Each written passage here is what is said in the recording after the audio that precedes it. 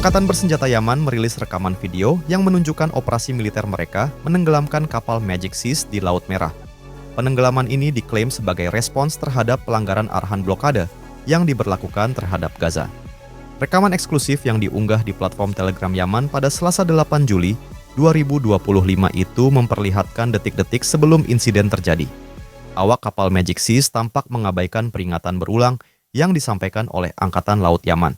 Setelah serangkaian peringatan yang tidak diindahkan, kapal Magic Seas akhirnya ditabrak oleh sebuah kapal angkatan laut tak berawak milik Yaman.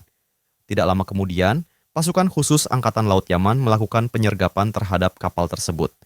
Video itu ditutup dengan adegan penenggelaman total kapal yang disebut sebagai kapal Israel oleh Angkatan Bersenjata Yaman.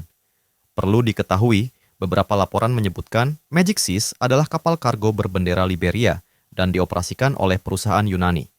Houthi menyebut kapal tersebut memiliki koneksi dengan Israel. Houthi telah menyatakan bahwa mereka akan terus menargetkan kapal-kapal yang terkait dengan Israel sebagai bagian dari kampanye mereka untuk menekan Israel agar mengakhiri tindakan militer di Gaza dan mencabut blokade.